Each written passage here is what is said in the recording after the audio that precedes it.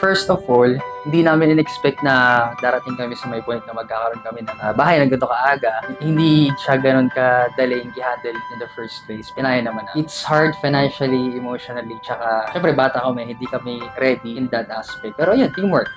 Kinaya namin. Tsaka sabi niya, hindi kami ready kasi to tell you a story, itong house na to, nakuha namin sa Pag-ibig for close. And then, itong house na to, nakita namin siya. May nakakuha na neto.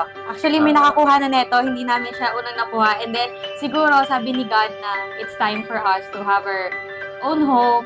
Itong bahay is super swerte namin dito sa house na to dahil walang nakatira. Minor renovation lang ginawa namin dito. Ang sabi nga niya ay super struggle dahil habang nag-work, bumabiyahe kami dito kasi apartment namin before is nasa south, sa Laguna, bumabiyahe kami dito.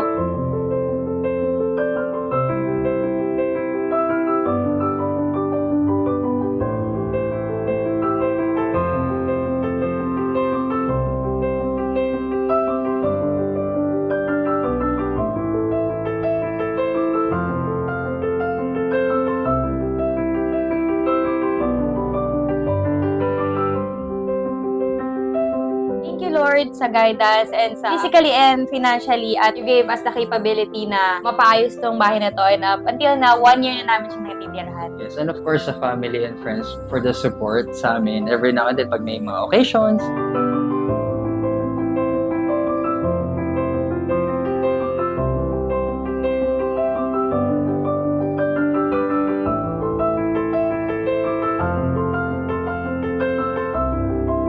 Pag may aayusin, for example, si Papa electronically, siya mag-aayos, si Papa niya, pag may mga gagawin mga hindi namin kaya dito, tutulong sa amin. Tapos sila ate, mga kapatid ni Alaysan, mga nagluluto, sila kuya na tumutulong. So itong bahay na to, hindi lang namin bahay, kundi bahay ng buong family namin. So dalawa lang kami dito sa bahay, pero sobrang dami pupunta sa bahay dahil sabi niya, it's not ours, it's for the family.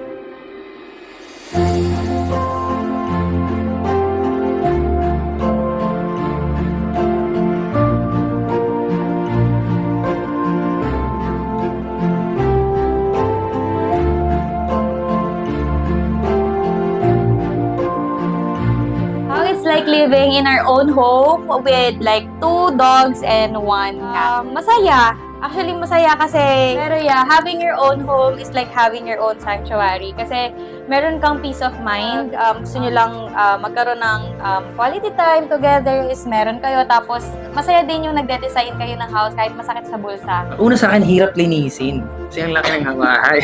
Sa akin. Daming kwarto, ang daming sahig. Tapos may aso pa kami. So, every weekend, required na linisin at mag-back.